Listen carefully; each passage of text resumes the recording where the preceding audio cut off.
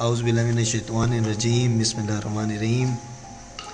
السلام علیکم گائز، آج ہم آپ کے ساتھ حاضر ہوئے ہیں ایک نیو ریسیپی کے ساتھ۔ آج ہم بنانے جا رہے ہیں سوہانجنا گوشت، اور یہ آپ کو ہم بتائیں گے سوہانجنا قیمہ سوری، یہ ہم آپ کو بتائیں گے یہ کیسے بنایا جاتا ہے۔ جو بھی ہمارے چینل پہ نیو آ رہے ہیں کائنڈلی ان سے ایک ہی گزارش رہے گی کہ ہمارے چینل کو سبسکرائب کریں، وزٹ کرتے رہیں، چینل کو لائک، کامنٹ اور سبسکرائب کریں، اپنے دوستوں کے ساتھ بھی شیئر کریں ہمارے چینل کو۔ چلتے ہیں اپنے ویڈیو کی طرف اور بنے رہے اینڈ تک ویڈیو میں۔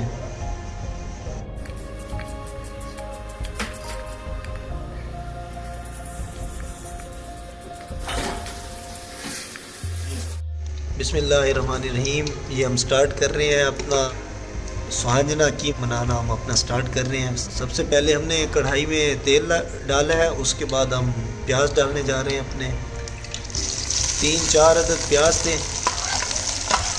تو ہم ان کو پہلے اچھی طرح بوائل کریں گے۔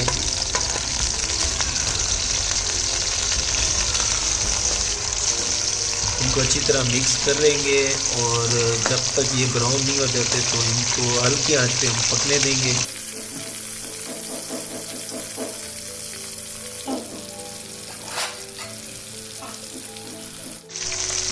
یہ ہمارے پیاز بوائل ہونا شروع ہو گئے ہیں، براؤن کلر ان کا آ رہا ہے۔ ابھی بھی ان سے زیادہ براؤن کریں گے تاکہ یہ مطلب اس میں اور بھی ہم چیزیں ایڈ کریں گے، جیسے ٹماٹر ہو گیا، لہسن ہو گیا۔ یہ ہم مسالہ اچھا بنائیں گے تو ہماری ریسیپی میں ذائقہ بھی اچھا آئے گا اور اچھا سالن بنے گا۔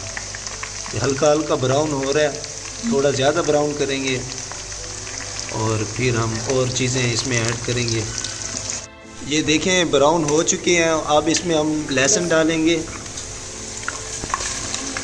یہ لہسن ڈال دیا اور اس کے بعد ہم اس کو تھوڑا اچھی طرح مکس کریں گے، پھر اس کے بعد ہم ٹماٹر اس میں ایڈ کریں گے۔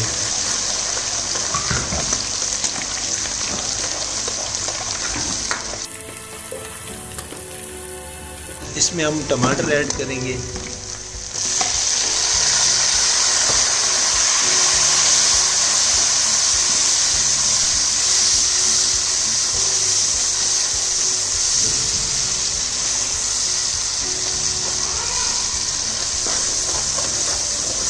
لہسن، ٹماٹر اور پیاز یہ مسالے میں سب سے امپورٹنٹ رول رکھتے ہیں، یہ مطلب ذائقہ اچھا بناتے ہیں سالن کا۔ تو آپ ان کی بھونائی اچھی کریں، ان کا مسالہ اچھا بنائیں تو آپ کا سالن بالکل اچھا بنے گا، کھانے میں بھی لذیذ ہوگا اور اچھا ذائقہ ہوگا اس کا۔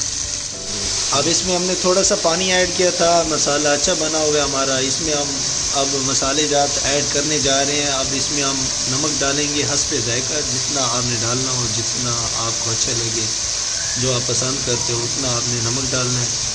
اس کے بعد ہم نمک کے بعد ہم لال مرچ ایڈ کریں گے، جتنی آپ کو جتنی آپ کو اچھی لگے آپ نے اتنی ایڈ کرنی ہے۔ اس کے بعد ہم دھنیا ایڈ کریں گے، صرف 1 چمچ۔ ان کو پھر اچھی طرح مسالے کو آپ نے مکس کرنا ہے۔ ٹماٹر جو بھی ہیں ٹماٹر ڈالے ہیں ان کو آپ نے بالکل ریموو کرنا ہے سالن میں۔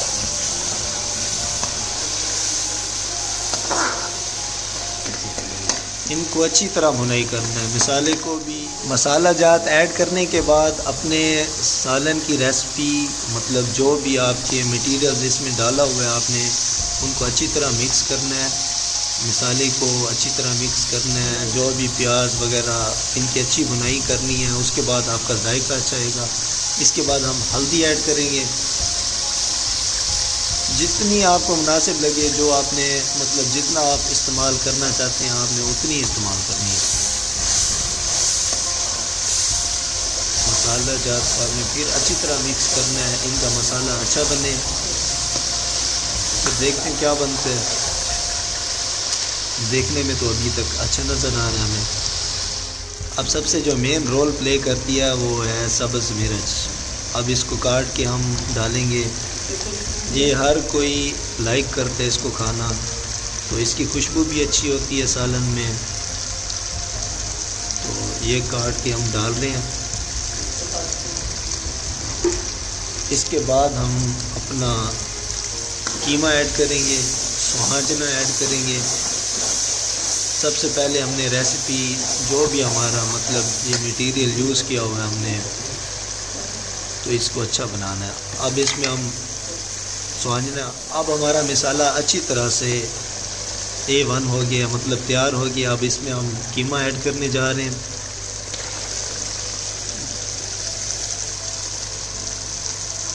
مسالے میں جیسے ہی آپ نے قیمہ ایڈ کرنا ہے، پھر اس کو اور اچھی طرح اس کی بھونائی کرنی ہے مسالے کی وتھ قیمہ. اس کی اب اچھی طرح بھونائی کرتے ہیں. اس میں آپ نے جو بھی پانی وغیرہ ایڈ کرنا ہو وہ بھی ساتھ ساتھ ایڈ کرتے جانا ہے. اب اچھی طرح سے قیمے کی ہم نے بھونائی کر لی ہے.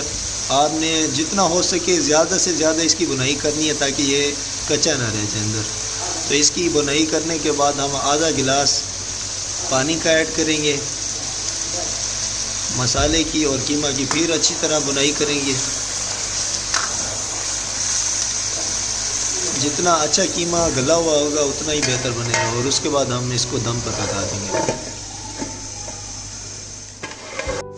اب ہم نے اس کو دم سے ہٹا لیا.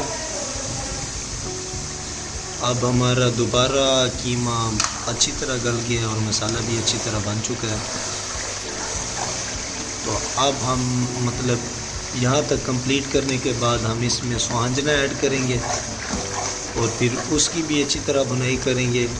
پھر یہ ہمارا مسالہ بھی اچھی طرح دوبارہ بھون جائے گا اور اس کے بعد ہم نے سوہانجنا ایڈ کرنا ہے. یہ دیکھو ہم سوہانجنا ایڈ کرنے جا رہے ہیں. پھر اس کی اچھی طرح بھونائی کرنی ہے.